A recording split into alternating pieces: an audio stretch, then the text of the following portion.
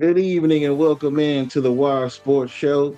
To the right of your screen, back in the building is Pops, and I am QMP. We are your favorite father-son duo talking sports. And in today's show, y'all, of course, y'all know we got to do some Dallas Cowboys talk. We're going to go around the NFL. We're going to go around college football for a bit. We're going to talk about some NBA happenings. As y'all know, what has happened over the last few days with a certain team in the NBA who was named NBA champs. And of course, we're going to have our bruh moment of the week. Now, as always, y'all, don't forget to like, share, and subscribe. Don't forget to like, share, and subscribe. And we appreciate all of y'all tuning in tonight. Appreciate y'all. Pops, you ready to talk to the people, my good sir? Yes, sir, I am. I'm glad to be back. I miss you guys, and so let's get on with the show and let's see what we got to say about everything. All right. So first up, we're going to talk about our beloved Dallas Cowboys. We got this nice little squad who is projected to be our offense this year, Pops. So, with what you're seeing on this screen right here, and as you know, mandatory minicamp started this week as well. But what are your thoughts as you look at this list here?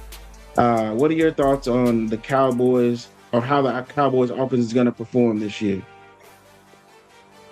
Well, what I'm seeing now, it looks like, and this may be unbelievable, but I believe our offense will be more efficient this year because we have more weapons, and also since Mr. George Pickens decided to do what he's doing. Well, I think also the tight end position and the running back position and everything we had last year has been upgraded. And so I think the Cowboys are going to be, instead of being near the bottom level of the offenses for the NFL, I think we'll be kind of right at the top. And this is going to surprise a lot of people. So we'll see what happens. I like what I see. Right, and I agree. I think the key to this, though, Pops, I think the main key is that guy on that list that's number 23 right there.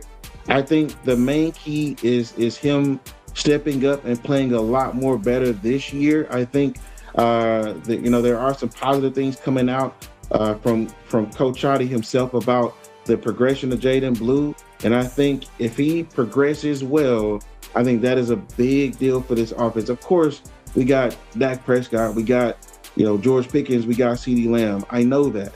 But the key is that number 23 right there. If he can improve significantly from year one to year two, I think that bodes well for us because, again, you got Javonte Williams who performed well, had over 1,000 yards rushing. That's great. But at the end of the day, we got to have somebody that can spell him. Otherwise, he's going to get run down as the course of the season wears on. So I think that's the key to it. Jaden Blue needs to be much better. And if he performs much better, I think that's going to bode well for us. And obviously, you got number 87 there, Jake Ferguson, and needs to make sure he's holding on to the ball. I know, like I said, how you are about tight ends, being tough, making those tough catches. And also, number 88, Mr. CeeDee Lamb.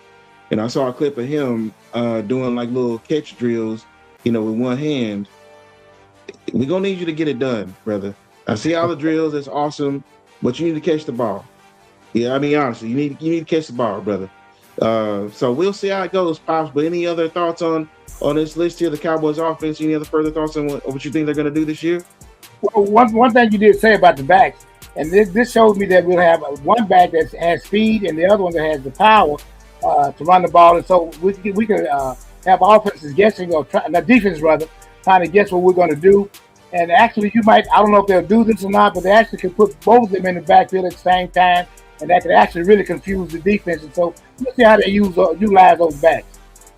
Yeah, no, I agree there. And again, I think the main thing that will determine that, you're right. It would be great to have them both on the field, but he has to show improvement for that to happen, for him to be on the field at the same time as Javonte Williams. But, we both got high hopes for him. But like I said, my thing is key is Jaden Blue having a significant improvement from year one to year two. Right. We're going to see. All right, next up, y'all. Next up, we got, of course, our rookie class here, Pops. And the center of that rookie class is Mr. Caleb Downs.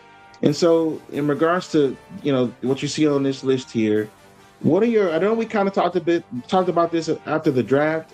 Talked a bit about this after the draft, and And just want to get your thoughts on what your expectations are for our rookie class. What you think they're going to do this year? I mean, obviously we talked about Caleb Downs, but then those other guys on the list as well.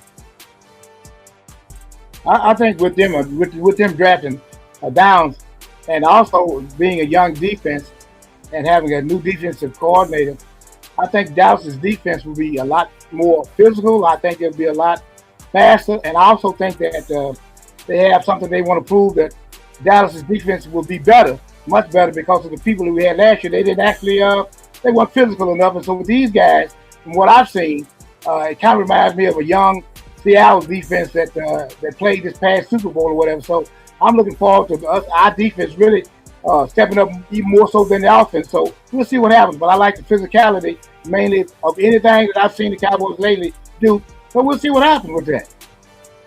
Okay. Okay. I'm there with you, and obviously we got another person on here, the draft class as an offensive lineman, who may be that swing tackle that we could utilize, a swing lineman that we could potentially utilize across the offensive line. We'll see how that goes. I would say my expectation is, I believe that obviously we talked about Caleb Downs, but Right. I truly believe that Malachi Lawrence and Jayshon Barn are going to be the ones that truly exceed expectations. They're going to be the reason why our defense has vastly improved. Now, again, we talked about Caleb Downs. No need to discuss him anymore. We've said what we think he's going to do in previous shows, but I think that Malachi Lawrence and Jayshon Barn are going to be two significant reasons why our defense improves. I really do. And so we'll see how that turns out. But I truly do think that those two players are going to be a big factor in how our defense improves. Any other thoughts on that, Pops? Well, I think they will feed off each other, uh, because the simple fact of it is that realistically, the defense that we had last year, it won't take much to do that to be better.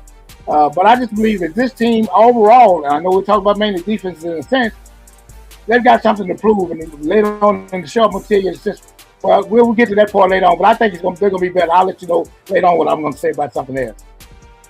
Okay. All right. So moving on, y'all. We're going to go around the league, go around the NFL. And first up, some pretty disappointing news. As you know, we went on last week, but this came out either just a few days after the show we had 2 weeks ago or last week. Either one, not really sure. But either way, guys, we're going around the NFL. And this first clip, the Chicago Bears, y'all. Chicago Bears. And in this clip, you'll see it says Thursday to advance the stadium development in Hammond, Indiana. There's more work to do, but barring anything very strange, it's a done deal, one source told Adam Schefter. And we got a comment from Akila. Appreciate you jumping on the show. She's saying, "What's up, Pops? Everybody glad to see you back, sir." But yeah, I mean, Pops, again, that says the stadium development in Hammond, Indiana, right? Let's go ahead and go to the next clip real quick. And it's a statement from the Chicago Bears after their board of directors met. And they said they voted to advance our stadium development project in Hammond, Indiana, with the exact site to be selected. We believe a world-class stadium project in Hammond will transform the region, connecting Northwest Indiana to the south side of Chicago through the loop and across neighborhoods and suburbs stretching north of the city. It will bring Chicagoland together and deliver new opportunities to its residents and businesses. Now, Pops, if you're moving to a completely different state, that means you can no longer be the Chicago Bears. That means you're going to be the Indiana Bears. Now, with you being an historian of the game, please give me your thoughts on that. Going from Chicago Bears to the Indiana Bears, it just sounds terrible.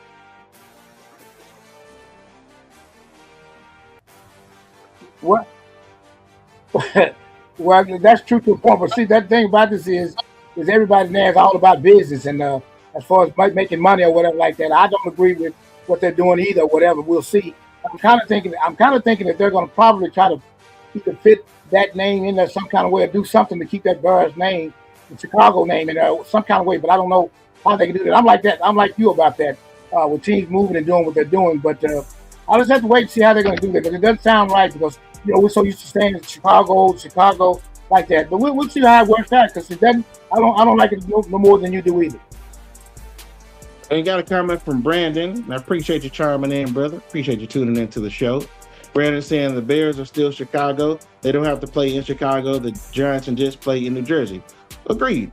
But understand that it's just an all different situation. Just would sound truly weird for them to move to a completely different state. Again, the Chicago Bears are one of the founding members of the NFL, right? And so them moving from Chicago just sounds ridiculous in the first place. And the fact that they can't come together to get this done makes no sense to me.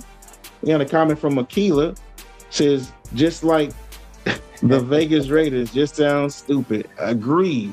No one wanted to hear it. Now, obviously, Las Vegas Raiders are making tons of cash because of where they are, Las Vegas. But even still, Los Angeles Raiders, Oakland Raiders, Oakland Raiders are what you're used to, Pops. You know what I mean? Not Los Angeles Raiders. Oakland Raiders are what you're used to. And so, again, just growing up and watching a game, hearing something like this, it just sounds ridiculous. It really does. But got another comment from Brandon. He's saying they're not moving per se. It's just the place they're playing. The headquarters are still in Chicago. Understood. Now, we're going to see if that remains the case. Because if they're going to move the team over there, why not move the entire organization over there as well? But we'll see how that goes. But again, I'm just not a fan.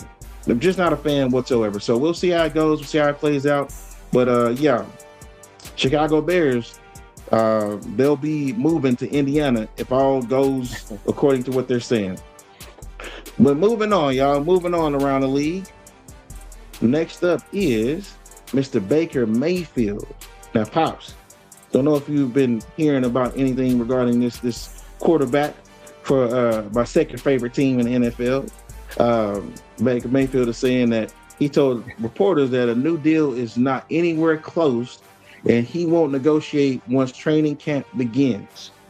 Now, I heard something new regarding this, that he said they've been talking, and there's another player with the Bucs that says that he wants a new deal as well. So he's now at their mandatory minicamp, but he's not participating. So again, the dreaded hold in is what he's doing. So give me your thoughts on Baker Mayfield. And yeah, he's saying he's not going to talk about talking about no deals, no negotiating, whatever, when training camp begins, Pop. Well, I think Baker needs to kind of think back a little bit. At one time, he was kind of like, he's been kind of like a pass-around quarterback in a sense. He was once one of the best or whatever, but at this stage of his career, hopefully he does not lose his mind behind this and go ahead and try to negotiate. I know he's had a good time with the Tampa Bay Buccaneers, and that really has really put them back on the map. But I think Baker needs to kind of understand it. One time he was just kind of out there, and he needs to kind of have his little mind on the right thing and go ahead and try to work with them to get a contract and not try to be so big time about it because, hey, he's starting to end his career. So he needs to go ahead and negotiate and do something before it's too late. I agree with you there. That's a good point. Where he was before they picked him up, he was pretty much a journeyman from being the first overall pick of the draft to being a journeyman quarterback. You're absolutely right, Pops. So he definitely should keep that in mind in regards to this whole situation, with the Bucs, because they did take a chance on him, and he did reward them. I will say he did reward them for sure with his play. But yeah, I think they should definitely meet somewhere in the middle because he got picked up by them. They took a chance on him. He rewarded them, he rewarded them by taking that chance. And I think it just be for them to handle this amicably and get it done, meet somewhere in the middle, I think. And we got another comment from Brandon. Baker, great dude, but he is not elite. He needs a 12-win season and deep run in the playoffs to get that loot. Okay, understood. Good point. I think, like I said, they need to meet somewhere in the middle, honestly, because Again, at the time they picked him up, he was a journeyman, did well. They paid him. He's continuing to play well. Now he hasn't played significantly well when it's mattered most, obviously. So that's the reason why you have somewhat of a hold up with him getting a new deal. But I think it's going to work out. I think it's going to work out in the end. From what I was told or what I heard earlier today, that they are making progress. We don't know where their progress is, but they are making progress. So, we'll see how they go. So, Baker Mayfield, hope you get that bag, brother. Hope you get that bag, but we'll see. Yeah, yeah. All right, so next up, Pops. Next up, one of my favorite subjects to talk about, rookie quarterbacks, Pop. Rookie quarterback. So this says right here, the most passing yards by rookie quarterback since 2000. You see the names on that list, Pops. The reason I brought this list up is I wanted to get your thoughts on Fernando Mendoza. Do you think Fernando Mendoza is going to be a part of this list once this upcoming season is said and done? Well, I got to start with the offensive line, and that sounds crazy, but in order to do those kind of yards, you have to have an offensive line and people that can help you out with the offense. And so it's kind of still up in the air as far as what he's going to do, because of the fact that I don't know how good the Las Vegas Raiders line would be yet. So if they can do it just enough or be good enough, I think he can do it. But the idea of it is the jury's still out, because like I said, I don't know how the line's going to be. So I'll have to get back with you later on that comment there, sir. Well, and for me, I think that I don't think he's going to be a part of this list just because of the sheer amount of games that I think he's going to sit out, that he's not going to play. I think having Kirk Cousins as part of the organization, I think he may start a few of the games. I don't think he'll have enough games to really get this amount of production. Might be wrong, God forbid an injury or something like that. The Raiders are building up, their offensive line, and they paid a significant amount to a starting center, to anchor that line, to really be the leader of that offensive line, which is significant, when it comes to young QBs and having that center to be able to do the line calls and help them out, their initial part of being in the league, as Yes. you know. Yes. But again, I think that he won't be a part of this, not because of the fact that he can't perform and get it done, but I think it'll be because he won't play the amount of games necessary to get this done, because Kirk Cousins is going to start the first few games of the year. And not to mention, Tom Brady has said on numerous occasions how he doesn't like, how rookie QBs are being done, how some of them are just thrust into the fire, into the lion's den. And so he's saying maybe, have him sit out the entire year or something like that, because he has a significant say, in that Las Vegas Raiders organization. So, we'll see how it goes, but I don't think he's going to play enough games to, get him that amount of yards. We got another comment from Brandon. Mendoza will not be on this list, not as a Raider. Yo, you wildin'. Any further thoughts on Fernando Mendoza, sir? Well, like you said I forgot about, Kirk Cousins is going to be probably be starting to playing some games, and so that will hinder that yardage production that he's supposed to may be able to get. But it still is the line, and what you said, one little thing about Brady, which is he has a little bit to say about that, and we know that a young man like Brady has a lot of input on that. So I have to kind of look at that, like you said, it may not happen. Okay, understood. All right, so we're gonna move on.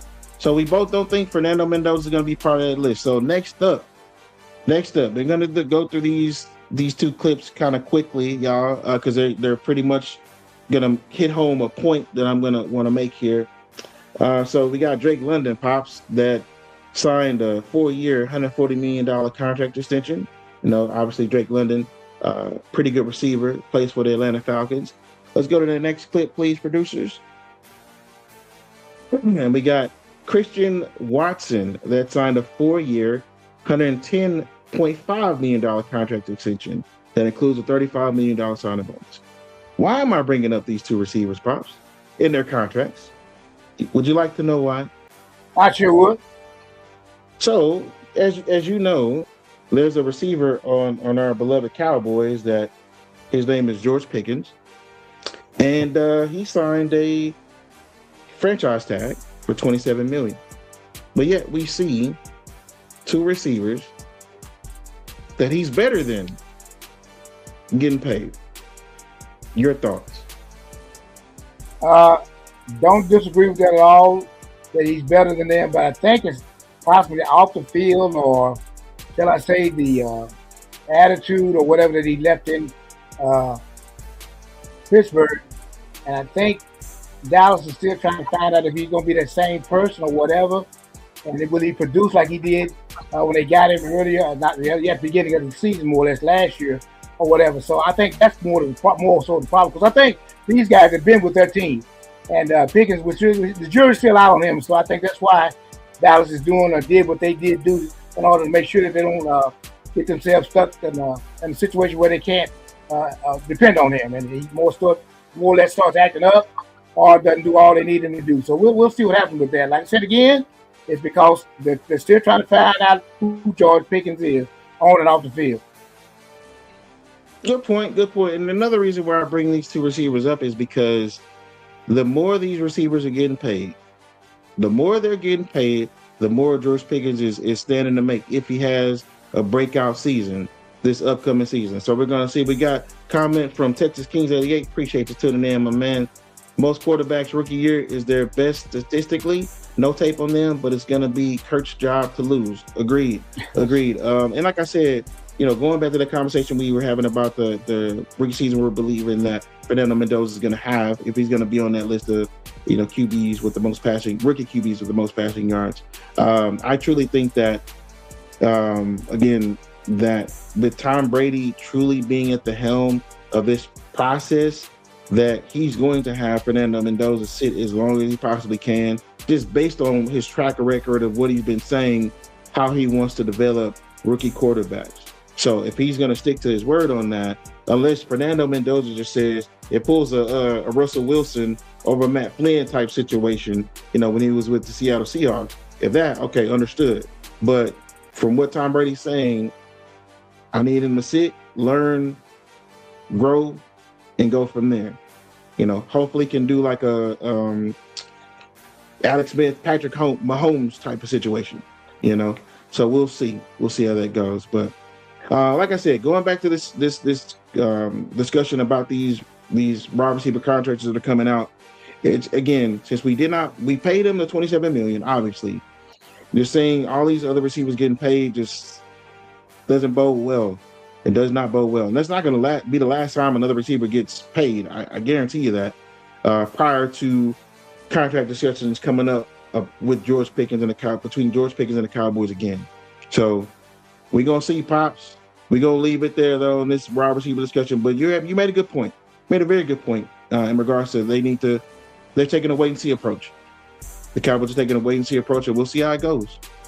We'll see. All right, so next up, y'all, Mr. Denzel Ward says that he wants to definitely still be a Cleveland Brown after the Browns traded Myles Garrett to the Rams. Now, Pops, I said before, no one is safe when it comes to new head coach, new general manager, ownership, all those things. No one is safe on the team. Right? Unless you got to be a generational talent. And even if you're that, you're still not technically safe, because those new ownership group, the new head coach, the new GM, they're not tied to you because they didn't draft you. So my question to you, Pops, Denzel Ward is saying he still wants to be there, still wants to be a Cleveland Brown. Do you think the Cleveland Browns are going to trade him? Well, to me, it looks like what Cleveland has just done or did, they're trying to, in a sneaky way, I don't know if you want to call it that, rebuild or whatever. And so, like you just said, there's no one that is safe there. And the players that need to be on the lookout, because they could be gone. Because I really believe, again, that they're trying to rebuild and make their team what this coach wants them to be. And so we'll see what happens with that. Because like I said, with Garrett gone, and hey, everybody, like you said, they're not safe. So I'll just sit back and watch and see what the Browns do. I think they're gonna wind up trading the Pops. Yeah. You trade Myles Garrett, and no one ever thought that they would do that. But I think they need to go ahead and just trade him and just start fresh.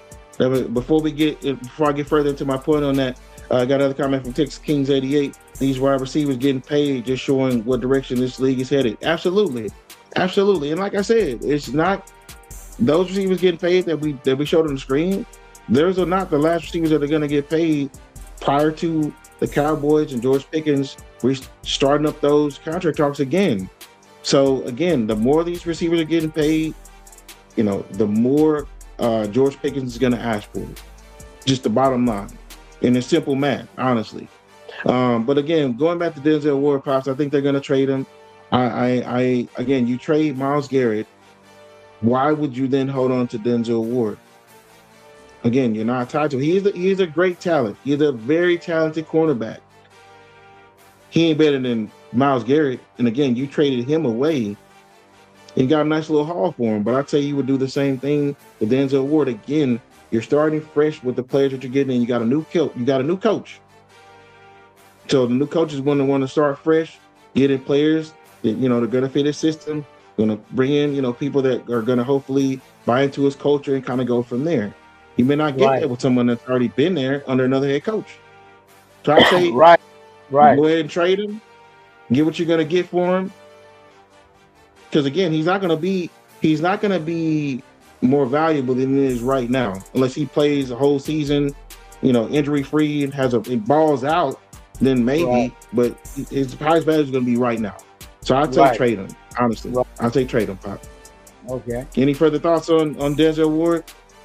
Well, like you said, in a certain way, they're doing a rebuilding job, because with Miles gone, the Cleveland Browns will be around, but they're not going to be the kind of team that they want to be right now. So I'm agreeing with you on that. Understood. All right, possibly a comment from Mr. Brandon. Cleveland is a mess. They've been starting over fresh since they came back into the NFL in 1999. Man, you wildin'. You're not wrong, but you wildin'. Like I said, you're not wrong, but you wildin' for that one, brother. But yeah, we'll see how it goes, man. But again, like I said, no one is ever safe. Whether it's new ownership, general manager, new head coach, none of them are ever safe. I'm telling you. You probably got to be Patrick Mahomes to technically be safe, but I don't even know with that. Maybe not. I don't know. But moving on, y'all. Moving on. This is a good one, y'all. So we got this nice little contenders list up here. Contender tiers, right? So as you see, the front runners are the LA Rams, the Seattle Seahawks, the Denver Broncos. Title contenders on this list are the New England Patriots, Buffalo Bills, Baltimore Ravens, Philadelphia Eagles. Playoff locks, which is surprising, but kind of piggybacks off what we were talking about before, what we were saying that the Bengals were favored in 15 of their 17 games or something like that. We were talking about. So they're saying the playoff locks are the Cincinnati Bengals, Houston Texans, Chicago Bears, Jacksonville Jaguars. Dangerous teams, Kansas City Chiefs. Say that again. Dangerous teams, Kansas City Chiefs. And I think hopefully she heard that. Green Bay Packers, Detroit Lions, and San Francisco 49ers. Playoff contenders are the Los Angeles Chargers, the Dallas Cowboys, Tampa Bay Bucks, Atlanta Falcons, Carolina Panthers, Minnesota Vikings. Okay. Need some help. It's Pittsburgh Steelers, Indianapolis Colts, New York Giants, Washington Commanders. Playoff fringe, New Orleans Saints, Tennessee Titans, and then the top of the draft, which is wild. They're saying the Las Vegas Raiders are going to be there again. The New York Jets, Miami Dolphins, Cleveland Browns, and Arizona Cardinals. Any disagreements with this list at all, Pops? Well, that basically is it. But some of those are kind of based on also whether I know with Mahomes or whatever, if he comes back okay. And I think you can probably, this is going to sound kind of really crazy, I'm going to put Dallas kind of up there in the area where the Ravens are. And possibly even front of the Bengals. Yeah, that's what I'll do. So I'll put them up there. So we'll see what happens with that. Because I think a lot of people is kind of like going on speculation on what we've seen. In the first five, they look like they're pretty well. Yeah, the first five look like they're okay. But after that, I think Dallas is right in the mix with everybody else. Okay. Okay. And we got another comment from Brandon. Brandon is saying that the Titans need to drop down a bit. What have they done to avoid needing a really good draft pick? Absolutely, no, I agree. I agree with you. They should be down at that bottom list there, saying top of the draft. Yeah, I think they should be there. And if anything, you may put possibly the goodness, I don't know why I'm saying this, but possibly the Browns on the playoff fringe. So I would switch the Cleveland Browns with the Tennessee Titans, just because I'm thinking that Deshaun Watson may prove some people wrong. We'll see how it goes, but I'm just putting it out there that I think Deshaun Watson is going to have a pretty darn good year, at least to get him above the top of the draft list. But I think, Pops, what I would do with this, I think maybe with the playoff locks, the Cincinnati Bengals, I don't technically agree with that. Don't know why they're really there, other than the fact that they got Joe Burrow at quarterback, honestly. But the Cowboys, where they are playoff contenders, that's a pretty good spot to be in. I would even venture to say maybe put them up in the dangerous teams area as well, depending on how the defense performs. Got another comment from Brandon saying, no, leave the Cleveland Watsons where they are. Man, watch out, man. Gotta have a little bit more faith in Deshaun Watson being better, man. Being a better quarterback than he was the last time he played. Just based off of his track record, man. But, we'll see. We'll see. Trying to show him a little bit of love, see how he does this year, man. But I'm saying at least he'll put the Cleveland Browns in that playoff fringe and then put Tennessee Titans down at the top of the draft. But any other disagreements with the list, Pops? Well, I looked at with the Eagles, and I know that they're all right, and I know that the Ravens are okay, but they have some changes, and as we said, Brown's gone and Harbaugh's gone, and that's going to make a difference as far as the offense for the Eagles, and then also for the coaching philosophy of the Ravens rather, and that's why I wanted to put Dallas kind of in that top, about the top 2, 4, 6, that top two rows because of those factors. Okay. I've got another comment from Texas Kings 88. Most of those teams are going to wipe themselves out. Just injuries. NFL always gets this wrong. Okay, yeah, we're gonna see. We're gonna see. Now, got another comment from Brandon. Said drop the Lions down, the contenders, drop the Falcons to the top of the draft. Goodness. He's saying that that quarterback situation for the Falcons ain't gonna bode too well for him. Understood? Okay, I can agree with that. With the Falcons for sure. And the Lions, we're gonna see how that offense does. Gotta remember they got rid of they traded David Montgomery. So and they drafted a running back. So now it's Jamar Gibbs and whomever else they drafted. And we'll see how they perform with the offense, because they didn't do so hot, when they switched out, when Ben Johnson went to the Bears, that offense didn't look good at all. So it does show that when you make those coaching changes, they can be significant, as we saw with the Lions and their drop off there with their offensive performance. So we're gonna move on with this list, but that was I told y'all it was gonna be a good one. It's a good discussion there. So good stuff, y'all. So moving on, we're gonna go to the world of college football.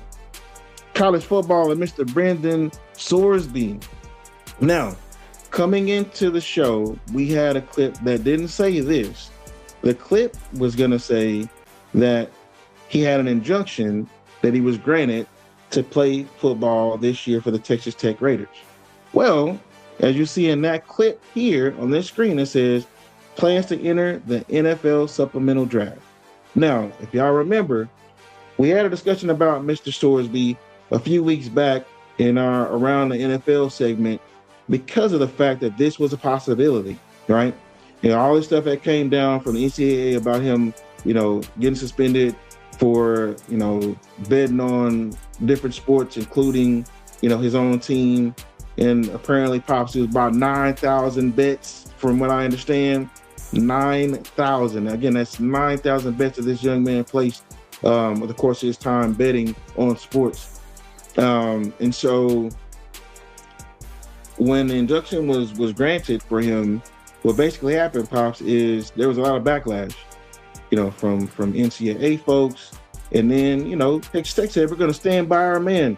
We're going to stand by our man, standing by Brendan Sorsby in his journey, you know. And again, we know why they want to stand by him. At what cost, Pops, do you want to win? At what cost? Well, the thing about it is, well, I'm gonna say something kind of crazy. At what cost do you want to lose? Because if this young man is betting, he could possibly be betting on himself to lose a game, or the team itself to lose a game. So who knows, or who can was it in his mind what he's doing? And if he put enough money out there, or he's around enough people, then hey, he could cause a whole bunch of things to go on in people's minds about the fact that did he lose this game because he wanted to win money, or did he lose this game because it was pure skills or whatever. So I'm really in agreement with the NCAA or whatever that about letting him do something different, because there's too much into this game, and you don't play with gambling, and that's a lot of people's livelihood. And also, I hate to tell you this, but people lose their lives behind these gambling debts. So I think they did the right move. They made the right move. I thought you were gonna go another route with that, because I know how you feel about certain things. We've talked about it before, watching games and what you said. So I know how you feel about it. So I know where you're coming from. Yeah, yeah. And have strong feelings about that. Now, Yes.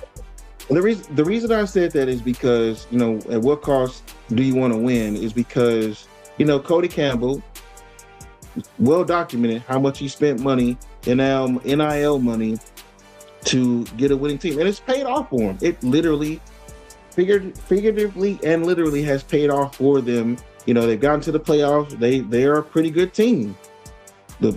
Some will say the best team money can buy, because he has put a lot of money into their program. It's well documented. Brendan Sorsby was one of those players. He was the top transfer portal player, coming into this college football season, and this particular off season, and Texas Tech got him. And we know one of the reasons why, because of this right here. Then this whole thing comes out about him, having over 9,000 bets and things of that nature.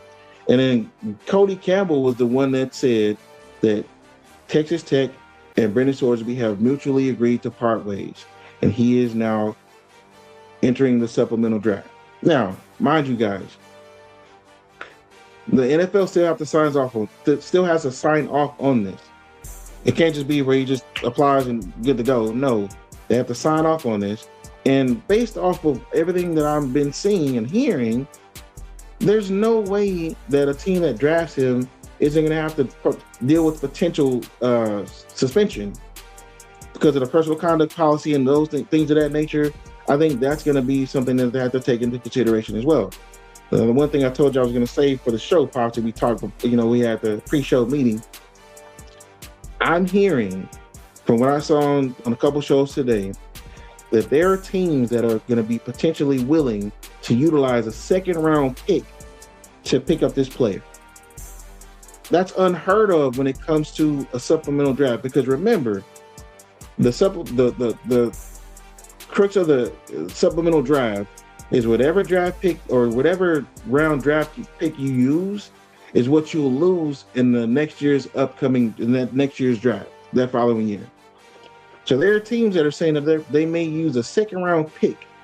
And this is actually from the guy, they see the breaking news from Pete Thamel. Pete Thamel is the one who reported this. They said he's hearing that teams will use a second round pick to draft him. Just get your final thoughts on him, Pop. Well, like you said again, a second round draft pick on this guy. And I think what he did, he actually he hurt his own self as far as the way he did or what he did or whatever. So if I'm another team, I would slide right by that and let whoever wants to draft him or do what they're going to do and do that. Because again, you're taking a chance on this young man. I hate that this happened to him or whatever, and I still just wish him the best. Because again, this he's been spotlighted now, so I don't know what will actually happen with him. So we'll just have to wait and see. And Pops, it's going to be very intriguing to see what team winds up picking them up. There's obviously teams out there that draft the quarterbacks that are quarterback needy teams, like the Jets, like the Steelers, like the Cardinals. But everyone's saying that if he were to have come out in this past year's draft, he's graded better than Ty Simpson, who was a 13th overall pick that went to the Rams. So they're saying he would have graded out better than any of the other quarterbacks besides Fernando Mendoza. He would have probably been the number 2 quarterback in this past year's draft.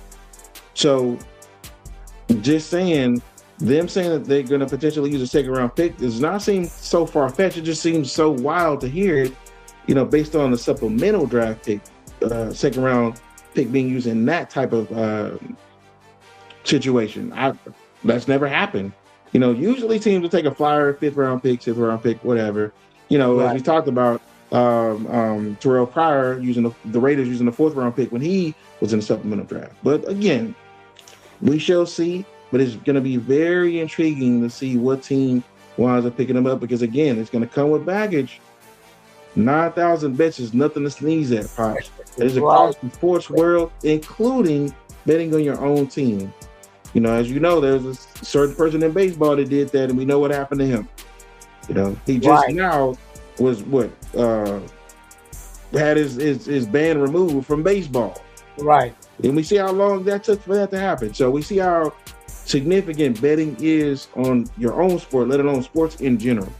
So again, we're gonna put a pin in it, but we're gonna see how it goes. This is gonna be something that we're gonna talk about, and I'm glad we brought this up, weeks ago in other shows, because we talked about the fact that he could potentially be in the NFL supplemental draft, and sure enough, that's what's gonna happen.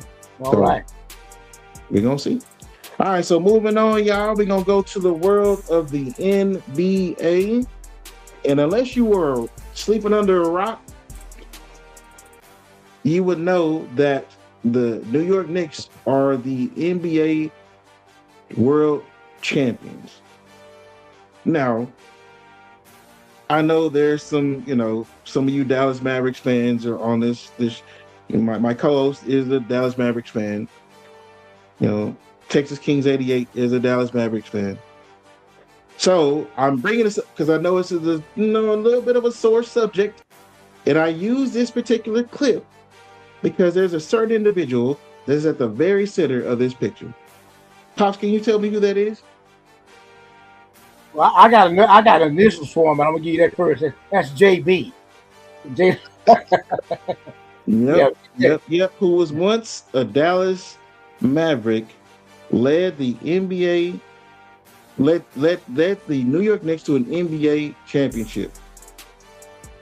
And I gotta tell you, Pops, he's outstanding. I mean, there are no words to explain the amount of clutch plays this young man made throughout the playoffs, and namely the finals. Incredible. He is absolutely incredible. I mean, he is Captain Clutch. He is the most clutch player in the NBA by far, because he did it when it counted the most. And as I said, he was once a Dallas Maverick, and now they talk about what deal he was offered to stay at a Dallas Maverick is truly laughable now. But he literally took less when his contract decision came up, took less to build a team that ultimately won them a championship. Pops, your thoughts ultimately on this? Well, I really at first you're not gonna believe this, but I really didn't like him when he was in college, because he was with Villanova and they beat my college team, and that was with them. But now let's also remember this, that Dallas did offer him a deal, but because his dad was up at New York, and that also helped him to take less because he wanted to be with his dad. But let's go even a little bit closer to now. And I don't know if you remember this, but someone a little bit while back said that the Knicks would win the championship about 3 or 4 weeks ago when they started the playoffs. And so the other players that are with him, that they played with him at Villanova, and all this played into that. But Jay is just a hard-working NBA player that wants to win. And I think being brought up like he was by his dad and all of that, and showing what he could be.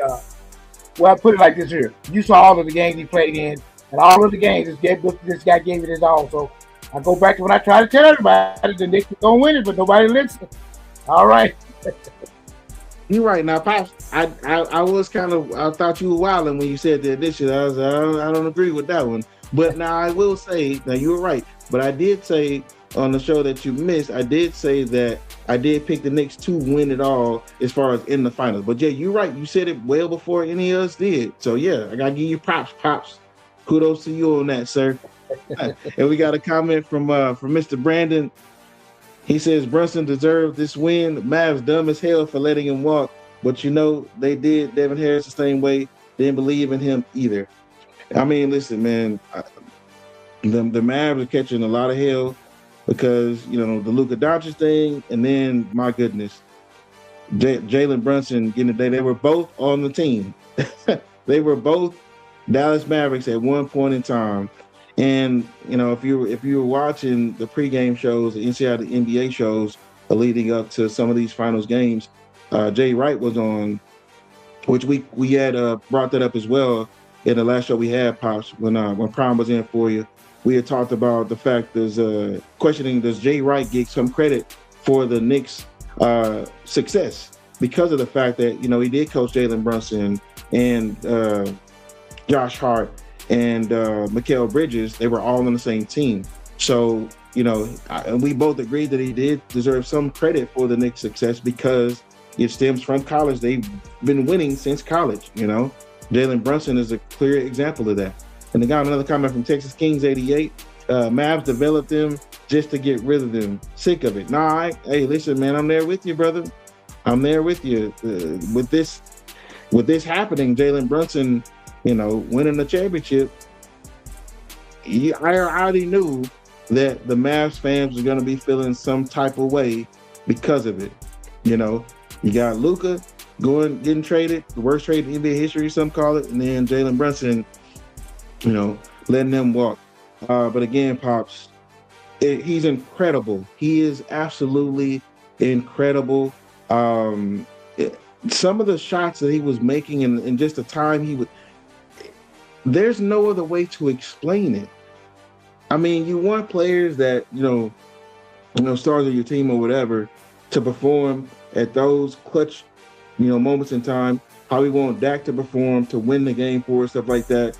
Right. To see that in real time and to see it on a consistent basis throughout the entire NBA Finals was absolutely amazing. Yes, sir. I enjoyed every bit of it. I really did. Because I wanted to see what he was able to do when it came crunch time. And it's not like he wasn't doing it during the regular season and throughout the playoffs leading up to the finals. You know, he was doing it beforehand. So, you know, it was truly impressive.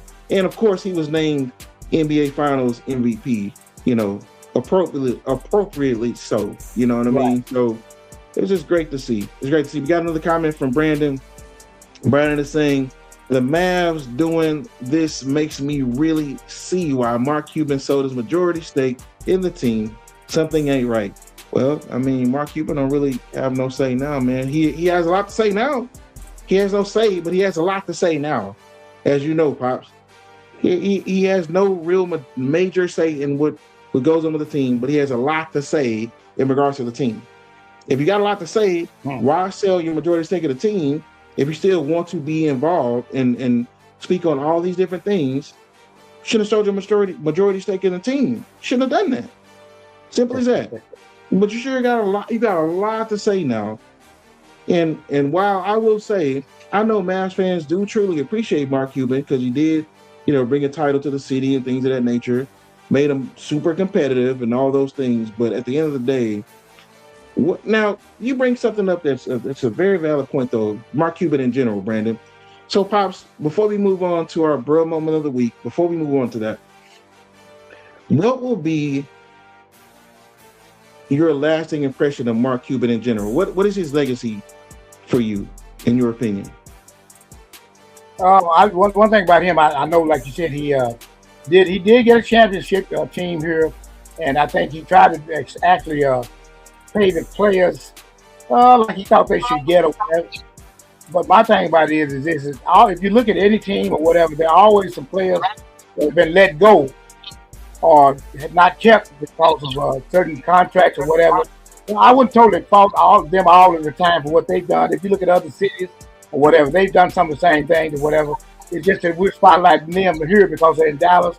But there have been other football teams, basketball teams, baseball teams that have done stuff like this. But because we live in Dallas, we have to spotlight our owners or whatever. And so, again, it's not just us, but because of the fact that he won and did what he did. And so far, Luka hadn't won one, but we'll see what happens with him. But all teams kind of do that and make that mistake.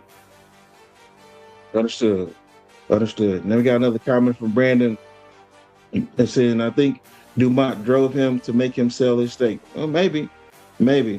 But, who's to say? Hopefully he'll come out with a book at some point, down the line, tell all book or whatever, which I'm sure who knows, he might be working on now to see what all went down with that wholesale and reason why this and that and the Luka trade and all those things or whatever.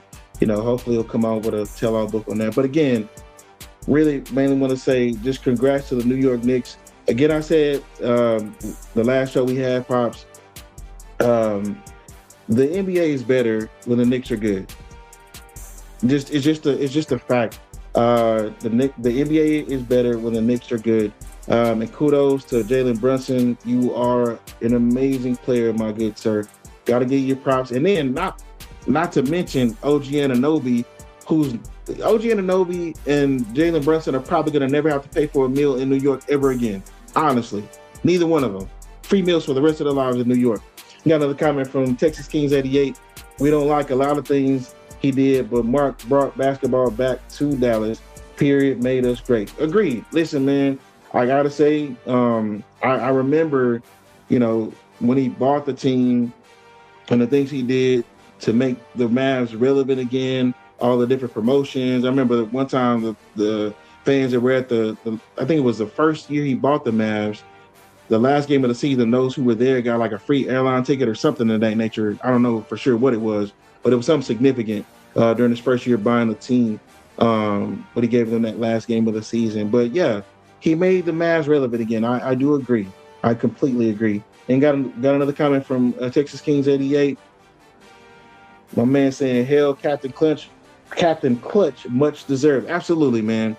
Absolutely. He is the personification of Clutch. He really is. And he showed that during the most pivotal moments in the NBA Finals. So, yeah, man, incredible player, Jalen Brunson. Kudos to you, my man. And the New York Knicks, 2025, 2026 NBA champions. The NBA is better when the Knicks are better. Simple as that. And now, moving on to our bruh moment of the week. Our bruh moment of the week, y'all.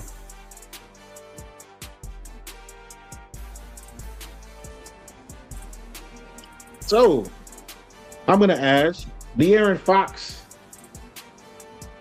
Miss Becky Hammond, and Mitch Johnson to step up to the podium.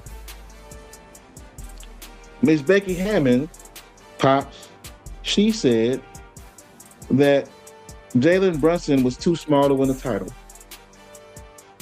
That's why she's on this nice little screen here. And De'Aaron Fox, in Game 4, instead of milking the clock, he tried to make an aggressive drive to make a layup, Pop, instead of killing the clock. A veteran guard driving him to make a layup as opposed to killing the clock. It's 11 seconds, some odd seconds left. You trying to score. What are you doing?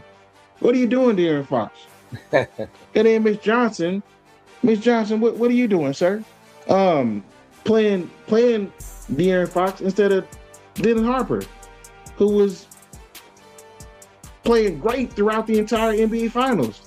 Just the decisions that were made by Miss Johnson truly showed Mike Brown was out coaching him throughout the entire series. And then not to mention how he was resting Victor Wembanyama, and every time he did that, the Knicks went on runs every single time. So you mean to tell me you're not seeing this? I'm seeing this at home. Are you not seeing this on the court, that every time you put Victor Wembanyama on the bench to rest, that the Knicks make their runs? I don't understand. I don't understand. So again, these people are the personification of me saying, bruh, like honestly, Seriously, what are we doing here, guys? Becky Hammond, you just now broke your silence from what you said about Jalen Brunson being too small to win a championship. You're eating your words now. De'Aaron Fox, veteran player, you're probably not going to be a San Antonio Spur come next season. And Mitch Johnson, bro, come on, man. Get it together, brother. Get it together. And we got a few comments, and I'm going to let you go and speak on it, Pops. Got a comment from Brandon. He said, Wimby said it best. See y'all never. LOL. And then Texas Keys 88, the three Stooges. Bruh, absolutely. Like, again, baffling. Completely baffling, those three individuals. Give me your thoughts on the bro moment of the week, Pops. Well, everybody else, they all talk about Fox and how he did do that with the. I don't know if he thought he was kind of point spread, what he was doing, but anyway, again, the way he did dribble the ball out, I could just hold on to it or whatever. And then the coach. Now I'm gonna take a little bit off the coach. The simple fact of it is that I'm just gonna say that the Spurs are a young team, and this is his first time doing what he had to do or whatever. So I'm gonna kind of take it off him a little bit, because it's a learning experience for him. And then the young lady, she doesn't know enough about what she's saying. And now JB, which is Jalen Brunson, is showing her, ma'am, look, keep your comments to yourself. Because, hey, I just showed you who's the NBA most valuable player for the championship, so you need to stay in your place. And I mean, keep in mind that, he is a star of the team, but there's other players around him that help him out immensely. Mitchell Robinson is one of those big guys that is a rebounding machine, getting clutch rebounds, things of that nature. So Allen Iverson is a small guard as well. He led his team to the NBA Finals. Now, they didn't win, but led his team to the NBA Finals. Jalen Brunson has won anywhere he's ever been. And you had Kenny Smith that said on one of the Inside the NBA shows, he said, one thing that you can associate with Jalen Brunson is winner. It's clear and evident. He is a winner wherever he's gone. Won 2 championships with Villanova. Who saw that coming? I didn't. And you said they beat your favorite team, right? And then to see how clutch he plays game in and game out, and to see him come up so big in all those moments in the biggest games in the NBA Finals, he is truly a winner. There's no question about that. And now, she's eating her words, saying that, he was too small. Yeah. And as I said, De'Aaron Fox is no longer going to be a Spur. I don't see that. And the funny thing is, though, Pops, Mike Brown, who, is the coach of the New York Knicks, he was fired because he had mentioned some things about De'Aaron Fox when he was with the Sacramento Kings, saying some late game things that he did wrong, and he spoke negatively of De'Aaron Fox. And he was fired maybe a few days later after he made those comments. Well, looks like Mike Brown was pretty spot on with what he was saying about how De'Aaron Fox, plays in those type of crunch time moments. Whether it's driving to the basket and instead of milking the clock, taking an ill-advised shot when you didn't have to, in another one of those games in the finals. It just, again, truly made us say, what, Pops? Bruh. You're right. Indeed. Right. Indeed. That's so, right. Like I said, at the end of the day, Pops, those three, hopefully, they'll learn. Like you said, Mitch Johnson, I hope he'll learn from his coaching mistakes, because he was clearly outcoached by Mike Brown. And like I said, Pops, understand that, and this, every one of these games in the finals, and the playoffs in general, are games of adjustments, right?